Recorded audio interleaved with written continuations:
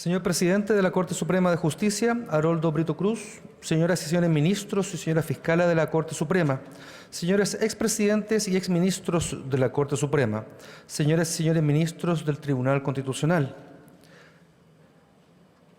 señor subsecretario de Justicia, Juan José Osa Santa Cruz, señora subsecretaria de Derechos Humanos, Lorena Recabarren Silva, señores y señores ministros de Cortes de Apelaciones, señora presidenta del Consejo de Defensa del Estado, María Eugenia Manó Tapia, señor subdirector de la Corporación Administrativa del Poder Judicial, Zvonimir Koporsic, señor director de la Academia Judicial, Juan Enrique Vargas Biancó, señoras y señores presidentes y representantes de asociaciones gremiales del Poder Judicial, señores presidentes de tribunales especiales, señora directora de Bibliotecas y Centro Documental de la Corte Suprema, Erika Fuentealba, señora directora de Comunicaciones del Poder Judicial, Lucy Dávila, señores y señores directores y también subdirectores de las Bibliotecas Nacional, del Congreso, de la Universidad de Chile y autoridades académicas.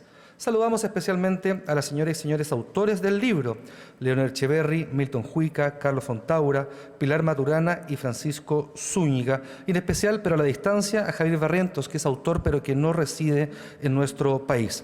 También saludamos al presentador de la obra, el abogado y académico de la Universidad de Valparaíso, Agustín Esquella. Invitados especiales, señores y señores, tengan todos ustedes muy buenas tardes.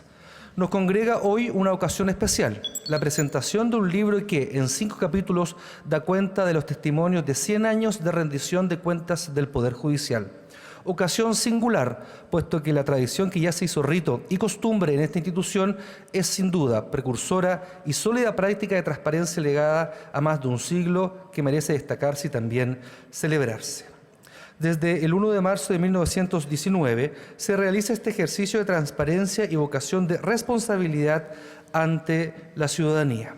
Este año culminan las actividades en homenaje a este aniversario número 100 de Cuentas Públicas, iniciadas en noviembre del año pasado con la inauguración de una exposición interactiva que también consideró muy especialmente aspectos educativos y fue montada con criterios de inclusión en donde se buscó recrear algunos aspectos de la historia colectiva, la historia de las instituciones del país y también del Poder Judicial.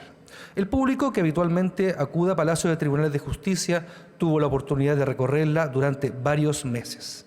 Además, en un hecho inédito, esta exposición fue montada en la Facultad de Derecho de la Universidad de Chile durante agosto y septiembre de este año. Para finalizar estos homenajes, se trabajó en la concreción de un libro impreso y también digital que sea un testimonio para la posteridad de este ejercicio ininterrumpido de transparencia por parte del Poder Judicial. Para iniciar la ceremonia de presentación del libro 100 años de cuentas públicas, tomará la palabra el presidente de la Corte Suprema, don Haroldo Brito Cruz.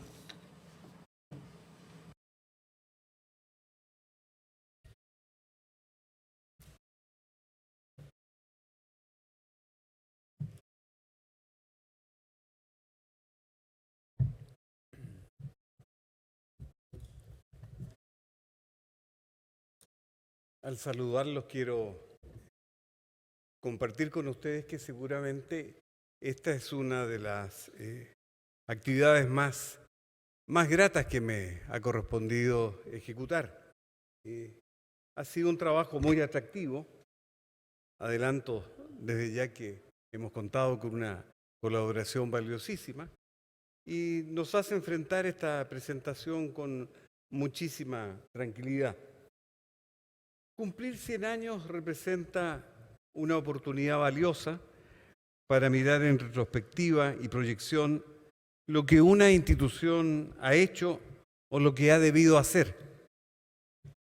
Esa cifra de 100 años de cuentas públicas es la que hemos querido aprovechar para remarcar la importancia de una actividad de esta Corte Suprema que se ejecuta desde 1919, sin interrupciones, el 1 de marzo de cada año.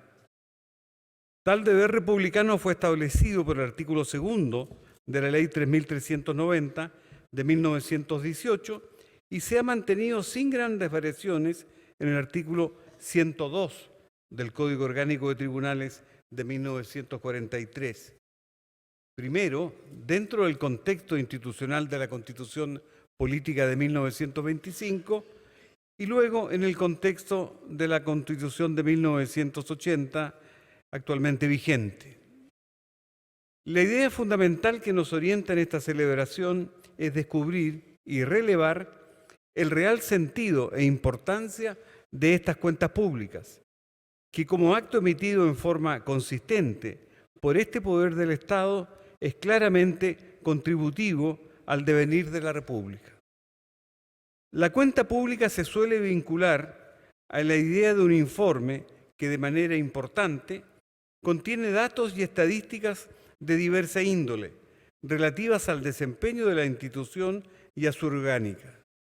Sin embargo, con esta publicación hemos querido apuntar a un ejercicio distinto, atrevido en nuestro entender, sin duda necesario para apreciar en qué medida este hito anual ha constituido una plataforma de expresión de contenidos y planteamientos de fondo, no solo de los presidentes de la Corte Suprema, sino del Tribunal en relación a cuestiones sustantivas relacionadas con el estado de la juridicidad en general y del sistema de justicia en particular, que permiten apreciar cómo se ha posicionado este poder del Estado en el rol de orientador de las situaciones jurídicas trascendentes del país. Ese ha sido el motivo que tuvimos en cuenta para buscar la colaboración de prestigiosos estudiosos del derecho que sin cortapisas ni restricciones fueron invitados a identificar y caracterizar cómo las cuentas públicas han efectuado una reflexión o llamado de atención en materias vinculadas a aspectos fundamentales del Estado de Derecho. La defensa de los derechos humanos, a cargo del exministro de esta Corte y presidente, don Milton Juica, los ámbitos asociados al constitucionalismo, a cargo del profesor Francisco Zúñiga, los derechos de las mujeres, trabajo asumido por la jueza Pilar Maturana, el debido proceso y sus elementos constitutivos, aporte del académico don Carlos Frontaura, y la formación en la judicatura, asumida por los profesores Leonor Echiverri, primera directora de la Academia Judicial, y del académico don Javier Barrientos. Como es dable apreciar, los temas escogidos, además de ser trascendentes desde una óptica sociojurídica, no son acomodaticios para obtener un resultado acrítico. Por el contrario, implican una revisión de asuntos complejos de enfrentar, que representan un desafío para cualquier institución y que pueden resultar reveladores de deficiencias que deben ser motivo de conocimiento y reflexión. Tal ha sido la motivación editorial para emprender este proyecto de este libro. Brevemente quiero destacar los hallazgos que en Derechos Humanos nos presenta el expresidente señor Juica, quien sin ambigüedades nos recuerda la falta de posición explícita sobre las graves violaciones a derechos humanos ocurridas en dictadura. Del mismo modo reconoce los avances que con posterioridad al año 2000 comenzaron a instalarse en los discursos de quienes encabezaron este tribunal. Es una muestra de que este ejercicio permite pensar en la importancia de los mensajes que pueden darse por quienes dirigen la Corte Suprema en su cuenta anual, por su valor institucional y por estar dirigidos a la ciudadanía y a los demás poderes del Estado.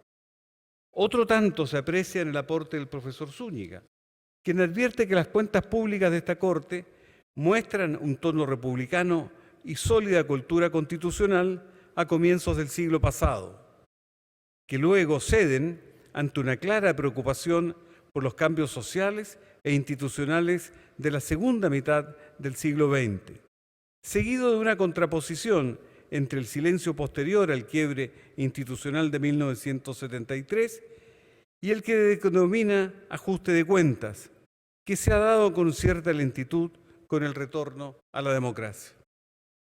Asumiendo la incomodidad y sin temor a conocer la deuda que tenemos en materia de género, la jueza Pilar Maturana nos invita en forma abierta a una profunda reflexión a través de preguntas asociadas al momento en que las mujeres son mencionadas en las cuentas públicas, la forma en que se hace tal mención y la consideración de los avances en materia de derechos y participación femenina en la judicatura, que se ha tenido en los discursos inaugurales del año judicial.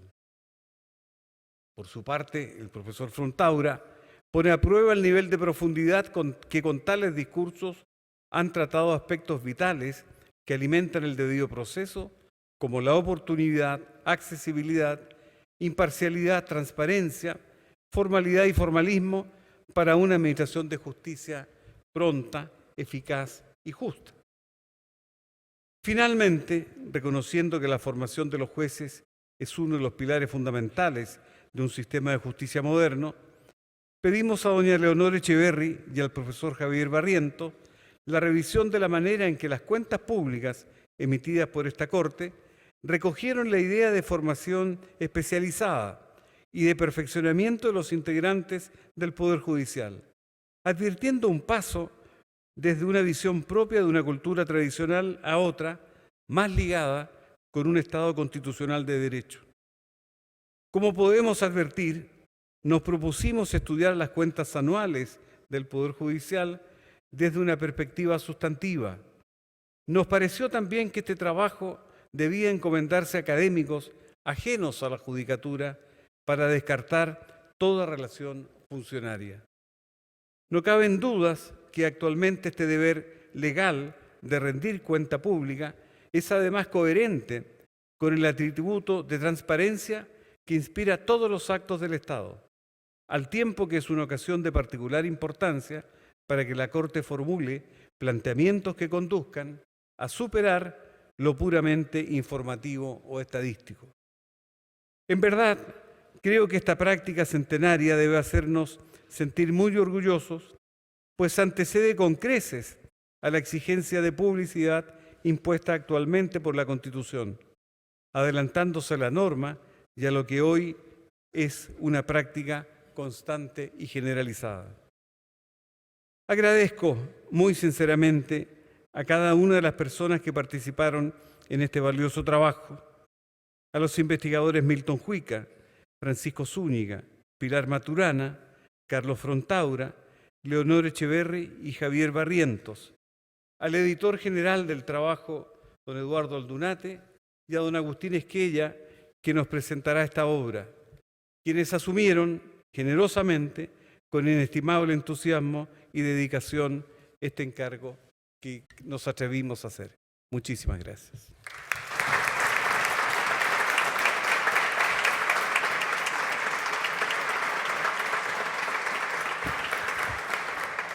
Muchas gracias, presidente.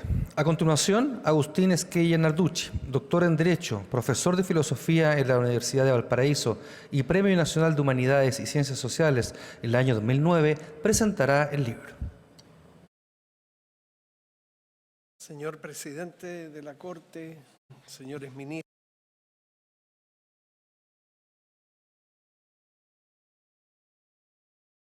amigos y amigas presentes.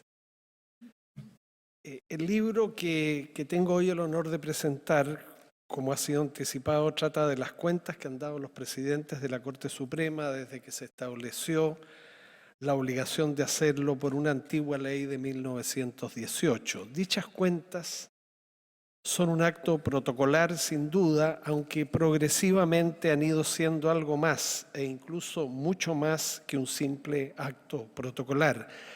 Digamos que ese acto llegó a transformarse en una práctica republicana, esto es, en un acto propio de una república, de un Estado que por medio del derecho organiza el poder y que a la vez lo divide y lo limita.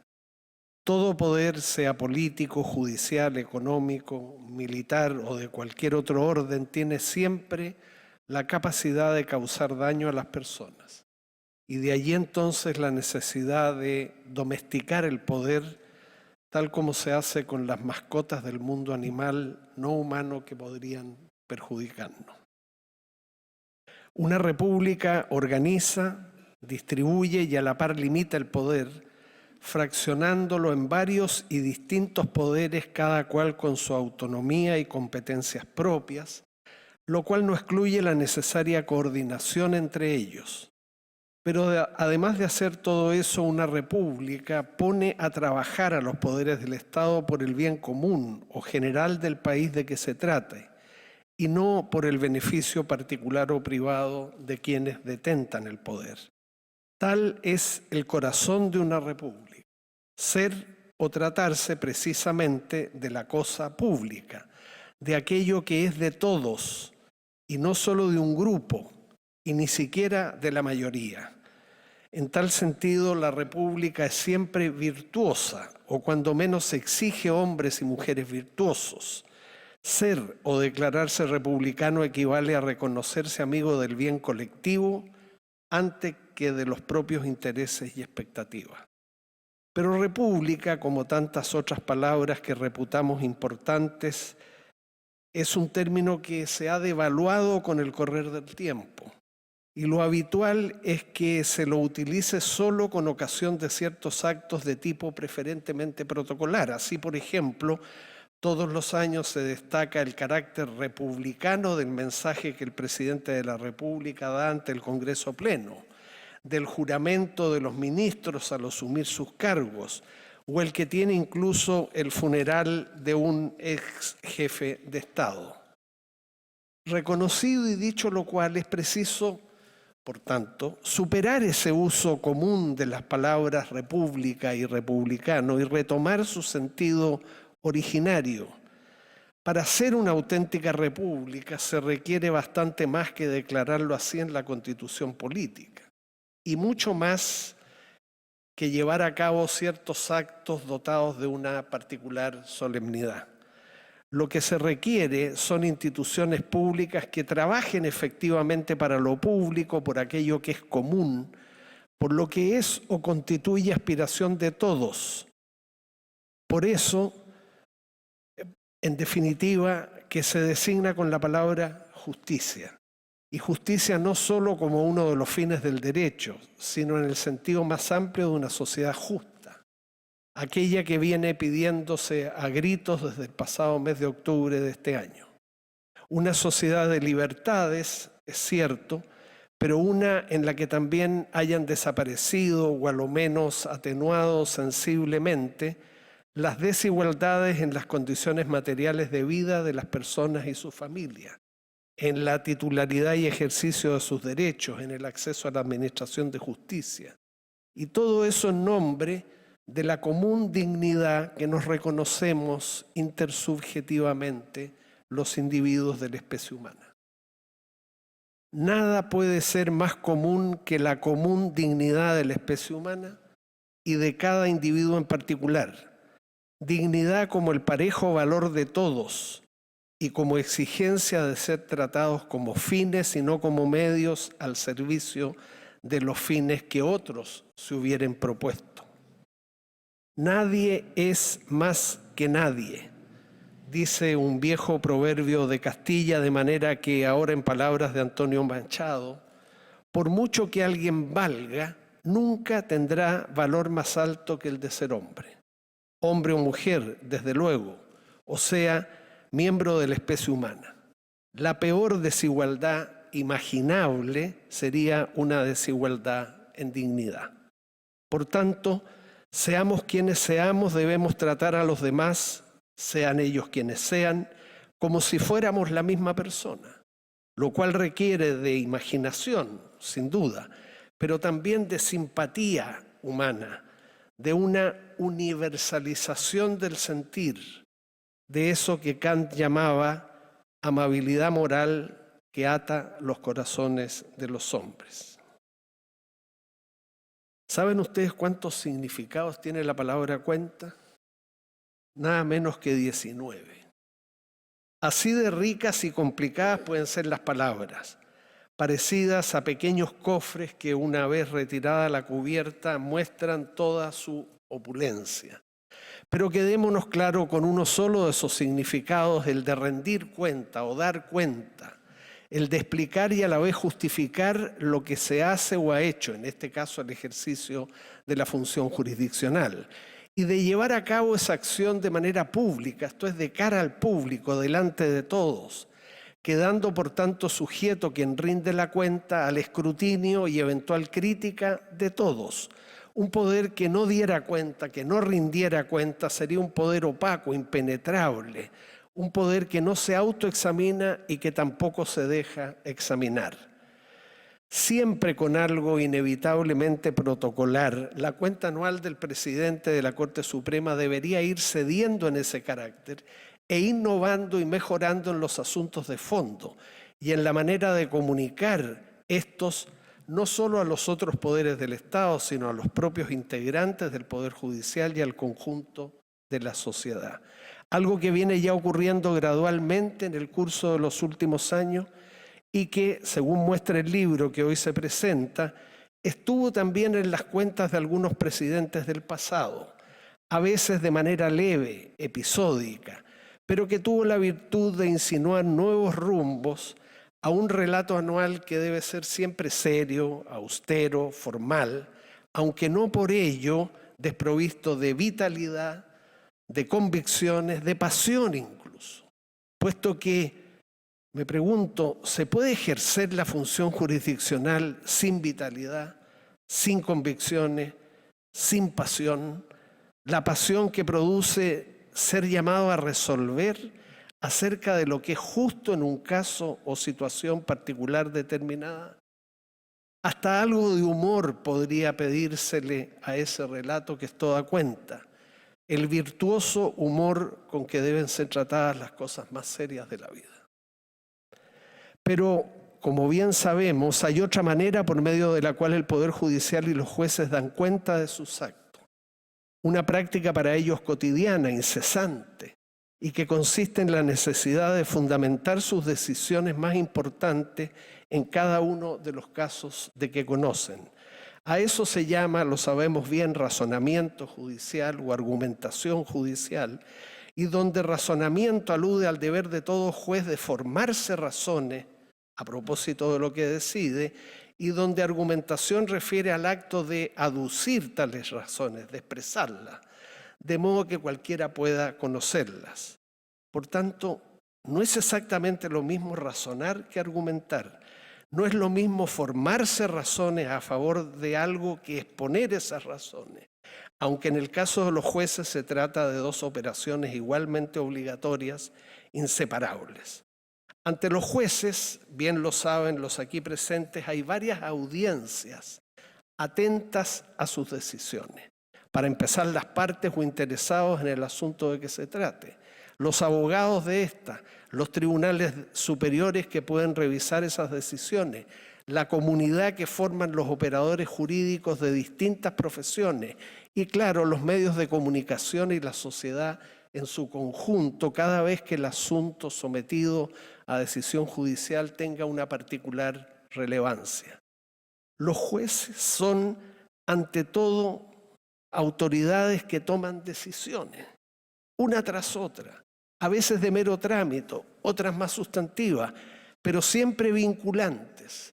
Y uno de sus principales deberes es fundamentar esas decisiones, o sea, justificarlas, dar las razones que los condujeron a ellas y darlas de una manera clara, leal, persuasiva, con apego al derecho vigente, claro, pero contando con que en algunas ocasiones, las de los así llamados casos difíciles, la vinculación de los jueces al derecho preexistente al caso se vuelve mucho más compleja que en los casos puramente rutinarios. Casos difíciles, por cierto que los hay. Por ejemplo, cuando falta norma aplicable al caso de que se trate. Cuando la hay y ella admite más de una interpretación y el juez tiene que elegir una de ellas. Cuando hay normas en conflicto. Cuando por alguna razón un juez considera que al momento de fallar un determinado asunto tendrá que apartarse de sus propios precedentes. Y, caso difícil también, el más de todo, cuando existiendo norma, cuando admitiendo esta una sola interpretación posible, cuando no entrando en conflicto con ninguna otra norma, cuando el juez no siente que tiene que abandonar sus precedentes, claro, uno dirá, ¿qué problema? Bueno, puede surgir el problema dramático de que el juez se dé cuenta de que habiendo norma, teniendo una sola interpretación, no entrando en conflicto, no estando obligado a abandonar sus precedentes, se da cuenta de que si aplica esa norma al caso concreto se van a seguir unas consecuencias notoriamente injustas o inconvenientes que el legislador no previó, que tampoco pudo razonablemente prever. Pero el juez piensa, si el legislador estuviera aquí en mi escritorio, haría cualquier cosa por evitar que esas consecuencias notoriamente injustas o inconvenientes se produzcan. Hay entonces casos difíciles y son mucho más frecuentes de lo que se está dispuesto a conceder, como hay también excepcionalmente casos trágicos, que son aquellos en los que el juez llamado a resolverlo se da cuenta de que cualquiera sea su fallo, a favor o en contra de la pretensión que se haya hecho valer, algún derecho fundamental va a ser afectado por su decisión. Bien, siempre se ha debatido acerca de la índole o naturaleza de la función jurisdiccional y ese debate se ha agudizado entre nosotros durante el último tiempo. Enhorabuena, puesto que el debate colaborativo y no excluyente es lo que mejor favorece la comprensión de las cosas que nos interesan. En ese debate, sin embargo, me parece a mí las voces que participan parecen más interesadas en decir a los jueces qué es lo que deben hacer que en entender lo que realmente hacen, olvidando que el derecho preexistente a los casos de los cuales los jueces conocen es siempre interpretable. E interpretable el derecho preexistente al caso no en el vacío, sino en relación a un caso particular determinado. El derecho, siempre interpretable a partir de los textos que le dan una base de sustentación objetiva, tiene incluso una apetencia interpretativa, esto es, llama, convoca a que se lo interprete, sea con miras a su aplicación, como en el caso de los jueces, sea con fines de difusión del conocimiento jurídico, como en el caso de los juristas. El legislador interpreta también el derecho, en su caso aquel que se contiene en la Constitución, a fin de aplicarlo con motivo de las leyes que discute y aprueba. Producción, interpretación y aplicación del derecho son operaciones jurídicas entrelazadas, y es por eso que el legislador, que indudablemente produce derecho, también interpreta y aplica derecho. Y que los jueces, que de manera indudable interpretan y aplican derecho, también lo producen en los fallos que otorgan a propósito de los casos de que conocen. Superada ya la idea decimonónica de que el legislador produce derecho y los jueces meramente lo aplican, lo cierto es que ambas autoridades producen y aplican, para lo cual deben interpretarlo. No más que en el caso del legislador es más visible la función de producción que la de aplicación, mientras que en el caso de los jueces es más visible la de aplicación que la de creación. Pero bien, entre ambos se trata, creo yo, de una diferencia cuantitativa, pero no de una diferencia cualitativa, porque ambos hacen lo mismo. Pero claro, a muchos les cuesta entender algo así y consideran que los jueces solo deben comportarse como esclavos de la ley. Sí, es cierto, esa fue la expresión que utilizó Andrés Bello en un célebre artículo de 1836. Pero hay que tener en cuenta el contexto histórico y jurídico en que Bello dijo hoy eso que, con el perdón del grandísimo venezolano, hoy constituye, si se le dijera hoy, un auténtico disparate. Chile estaba entonces sentando las bases de su independencia y del conjunto de sus instituciones republicanas, carecía aún de una judicatura profesional y suficientemente ilustrada. La citada afirmación de Bello, ya concluyo, respondía más a la desconfianza comprensible en un poder judicial en formación que a una descripción de lo que los jueces realmente son y hacen. Y por tanto no podemos continuar repitiendo esa frase hasta hoy para oponerse a lo que se llama decisionismo judicial. Vaya también expresión más curiosa para criticar a los jueces, un tipo de autoridad que es decisoria por naturaleza. decisoria con apego al derecho preexistente, por supuesto, pero sin olvidarse de que este es siempre interpretable y que, al revés de lo que hasta hace poco se enseñaba en nuestras escuelas de derecho, la interpretación jurídica no es una operación intelectual destinada a descubrir el correcto sentido y alcance de las leyes, sino una actividad cuyo resultado puede ser la fijación de un marco de posibles sentidos y alcances, entre los cuales el juez no tiene más alternativa que optar, justificándolo así en cada caso. Al contrario que un jurista, que las tienen fáciles en este sentido, el juez no puede decir que hay 3 teorías e irse tranquilamente a la cama. Si las hay, el juez tiene que escoger una y argumentar para que se la vea como él la ve, no como la única posible, sino como la más plausible entre todas las posibles. El libro que se presenta hoy fue muy bien proyectado, bien realizado, correctamente escrito, pulcramente editado, muy bien diseñado, diagramado y acompañado de excelentes y muy pertinentes fotografías y dibujos, apropiadamente impreso en los 2 tomos que lo constituyen, y está siendo entregado además en un momento muy relevante de la vida nacional, un momento complejo, desde luego, complicado, uno de esos momentos que ponen en aprietos a un país, a sus instituciones, a sus autoridades, a sus ciudadanos, un momento de esos que nos obligan a mirar al futuro y a no permanecer complacientes o ciegamente instalados en un pasado reciente que, admitámoslo, creíamos mejor de lo que realmente era.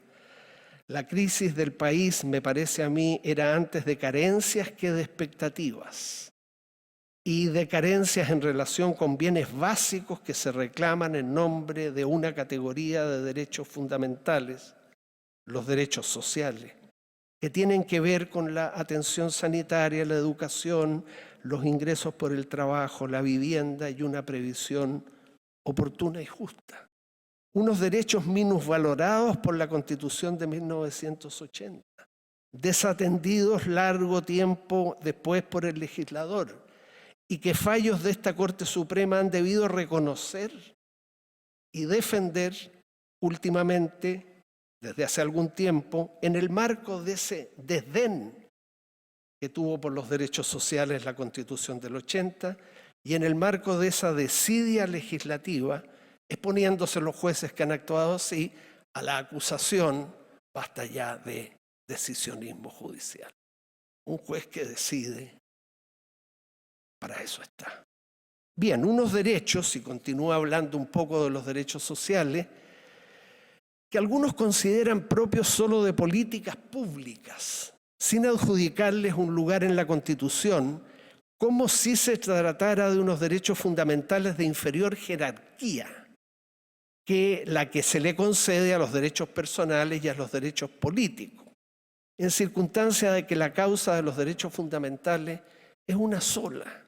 El compromiso con la causa de los derechos humanos es con todos ellos, no solo con algunos. Los derechos fundamentales de carácter civil o personal, presentados a veces como derechos de primera generación, constituyen límites al poder. Enhorabuena. Por su lado, los derechos políticos o de segunda generación representan algo más que eso, más que límites al poder. Tienen que ver con la participación en la génesis y ejercicio del poder. Y en cuanto a los derechos sociales o de tercera generación, encarnan demandas y obligaciones que se dirigen a cualquiera que ejerza el poder, relacionándose con bienes básicos indispensables para que cada individuo y familia puedan llevar una vida digna y autónoma. Vistos de esa manera, históricamente los derechos humanos son una auténtica escalada. Si ustedes me perdonan la expresión con la cual, una auténtica subida por el chorro. Primero, limitar el poder.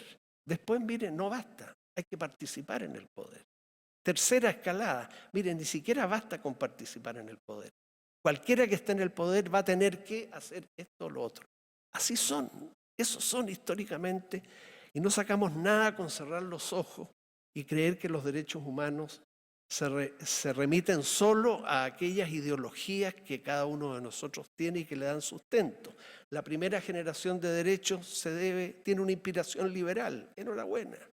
La segunda en la teoría democrática. La tercera generación de derechos, los derechos sociales, históricamente se inspiró no en el liberalismo, no en la teoría democrática, se inspiró en el socialismo humanista y en el social cristianismo. Bien, todos podemos tener cualquiera de esas ideas, pero no podemos decir, por ejemplo, un socialista no podría decir, no valen nada los derechos de primera generación porque tienen una inspiración liberal. Sería absurdo. O que un liberal diga, no, los derechos sociales, como responden a otras ideas, no son derechos fundamentales. Ahí tendríamos que tener cuidado con el mal nacional del doble estándar. Estoy hablando demasiado, quedan 2 hojas. Bueno, habría querido, digo aquí, complementar estas ideas inevitablemente generales con un examen de cada uno de los distintos y valiosos capítulos de los 2 tomos de este libro, pero algo así, junto con exceder mi competencia, pondría también a prueba la paciencia. Descubran entonces por ustedes mismos esos capítulos que tratan, lo dijo el presidente, de derechos humanos, de un siglo de constitucionalismo, del debido proceso de la mujer en el Poder Judicial, de la formación de los jueces, y descubran también a cada uno de los autores, Milton Cuica, Francisco Zúñiga, Carlos Frontaura, Pilar Maturana, Leonor Echeverri, Javier Barrientos.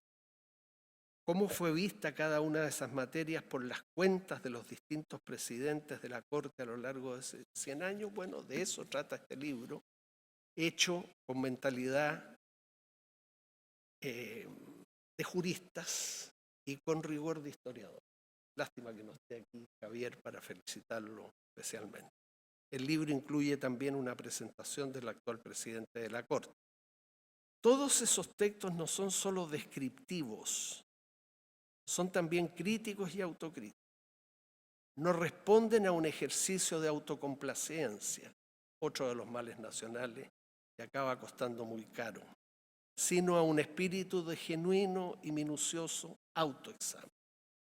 Hay en estos 2 volúmenes una excelente recopilación histórica y temática.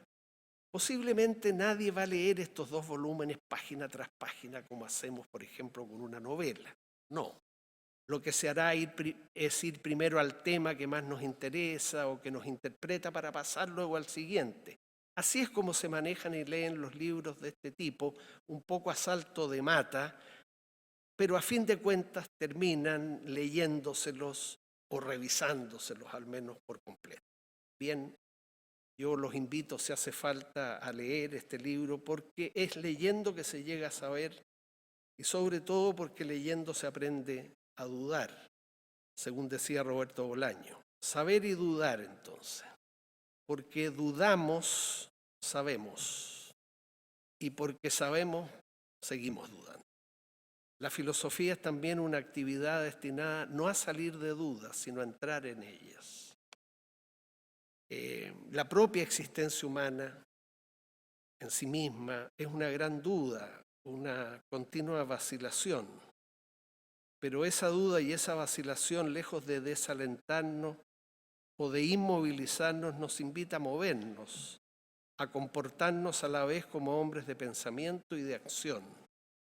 Tal como decía uno de nuestros mejores filósofos, Jorge Millas Jiménez, todos estamos llamados a esa doble condición, a ser hombres de pensamiento y a la vez hombres de acción, puesto que la acción sin pensamiento es ciega y el pensamiento sin acción es estéril.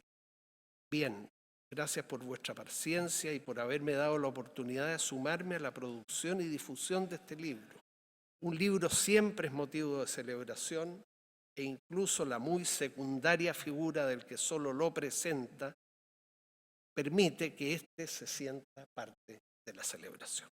Gracias.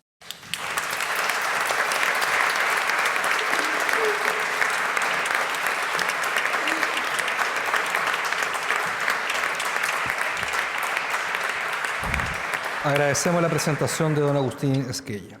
El libro 100 años de cuentas públicas, a partir del 16 de diciembre próximo, se publicará en formato abierto, disponible para su descarga e impresión en el portal del sitio web del Poder Judicial www.pejud.cl, quedando a disposición así de la ciudadanía para su consulta. En representación de los autores del libro, se dirigirá a continuación la señora Leonor Echeverri-Cort. Buenas tardes. Uniéndome a los vocativos ya señalados, quiero señalar que es un honor para mí, ciertamente inmerecido, pero sin lugar a dudas, debido a una cuota de género que ya es imposible soslayar, hablar en representación de todos los autores de este libro. Somos 6 autores, todos con una formación y una vida diferente. Unos pertenecen o pertenecieron al Poder Judicial, otros vienen de la academia o del ejercicio profesional. En común teníamos este desafío y, al igual que yo, creo no equivocarme en que jamás pensamos ninguno de nosotros en tener que leer las 101 cuentas públicas con que el Poder Judicial y específicamente el presidente de la Excelentísima Corte Suprema da cuenta de lo sucedido durante el año y marca el inicio de un nuevo año judicial. Era un proyecto diferente y novedoso de una gran magnitud, pero como decía el presidente, para entusiasmarnos, gratis pero entretenido. Y creo que sin lugar a dudas para todos lo fue. Se nos dejó libres para escribir, lo que envolvía una gran responsabilidad, ya que podíamos ser muy críticos o muy condescendientes o situarnos en un justo medio. Eso solo lo podrá concluir el lector. Muchos asistimos alguna vez a dicha cuenta, y hay quien entre nosotros tuvo que hacerla y leerla 2 años seguidos. Pero lo que se nos pedía ahora era algo completamente diferente. Debíamos leer las cuentas a través de nuestros temas y contrastarlas con lo que pasaba en Chile en ese momento. No era fácil. Por mi parte, tuve que hacer una visita a don Milton en la universidad para saber hacia dónde iba su capítulo. Por lo cual era un trabajo que asemejaba un viaje a través de la historia del Poder Judicial, el que empezaba en el año 1919 y terminaba recién este año. Se trataba de conocer el Poder Judicial por dentro y de entender cómo la cuenta pública, en cierta forma, debía ser un retrato de nuestra sociedad. Y digo debía ser porque ya en el capítulo 1, Milton Huick, al hablar de la defensa de los derechos humanos, nos sorprende señalando que el resultado de este análisis, periodo durante el cual la historia nos relata la existencia de 2 dictaduras provocadoras de graves atropellos de las libertades públicas, es desalentador. Además señala porque en el mismo periodo ocurrieron hechos represivos que no llamaron la atención al presidente del más alto tribunal como para representar de alguna manera estas graves situaciones. Salvo pocas excepciones, el silencio sobre el tema fue casi total, y solo a partir del año 2002 aparecen en los discursos ciertas preocupaciones sobre el asunto que se fueron acrecentando, volviendo a la normalidad constitucional a partir del término de la dictadura. Por su parte, en un capítulo sobre el derecho constitucional, Francisco Zúñiga nos explica que durante la primera mitad del siglo XX los discursos dan cuenta de una cultura constitucional sólida y de lo que él llama un ethos republicano. En la segunda mitad del siglo XX observa con preocupación los cambios sociales e institucionales, la crisis institucional de 1973 y la postura de la Corte Suprema desde 1990 en cuanto a la transición, y él observa una lenta y reticente actitud por los expresidentes a ajustarse a los cambios institucionales. Difícil misión la de Pilar Maturana de buscar en estas cuentas el rol de la mujer en el Poder Judicial.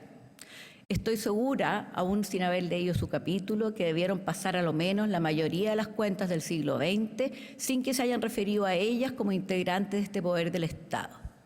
Y es por eso que me parece muy acertado el nombre de su capítulo al ponerle un camino que recién comienza. Sin embargo, optimista como es ella, señala que el capítulo es una oportunidad para reconocer sus ausencias, visibilizar sus presencias situadas en gran parte de este relato desde otros lugares, para luego de largos años encontrarnos con un compromiso institucional. Enfrentado al tema del debido proceso, Carlos Frontaura nos explica su viaje en estas cuentas públicas, en el cual debió centrarse principalmente en ciertos tópicos que reflejan las principales preocupaciones que sobre el asunto han tenido los presidentes del máximo tribunal. Y para eso repasa diferentes ideas, todas ellas encaminadas hacia que la administración de justicia sea pronta, eficaz y justa. Finalmente, en el capítulo que me tocó escribir junto a Javier Barriento, enfrentamos estos discursos inaugurales tratando de encontrar la concepción que se ha tenido del juez y de sus calidades, y entre ellas la de su formación. Se reconstruye así, desde la perspectiva de la Corte Suprema, la historia que ha llevado a consolidar en la cultura jurídica chilena la idea de formación especializada para quienes postulan a oficios judiciales y el perfeccionamiento de los miembros del Poder Judicial. Los discursos de los presidentes se sitúan como el hilo central que permite apreciar el desplazamiento de una visión propia de una cultura tradicional a otra más ligada a un Estado constitucional de derecho. Su examen, además, revela el papel que la Corte Suprema ha desempeñado en ese proceso que culminó con la creación de la Academia Judicial. Creo que de alguna manera sí encontramos reflejado el Chile que iba cambiando, y más que nada el cambio que se produce en el Poder Judicial como poder del Estado, la figura del juez, su importancia y autoridad para los justiciables. Quiero agradecer la gran ayuda del Centro Documental para poner a nuestro alcance todos los insumos que nos hicieron falta y aprovechar en mi caso de mencionar especialmente a doña Marcela Moreno, quien desinteresadamente y con gran entusiasmo colaboró conmigo. Y también la gran labor editorial realizada por Eduardo Aldunate. Solo me queda, en nombre de todos, agradecer la confianza del presidente en haber confiado en nosotros para ser los autores de este libro. Esperamos haber cumplido con sus expectativas y que quienes lo lean puedan advertir que se trató de ser fieles a las cuentas públicas examinadas, pero estoy segura que cada capítulo tendrá también una visión propia de cada uno de nosotros. Muchas gracias.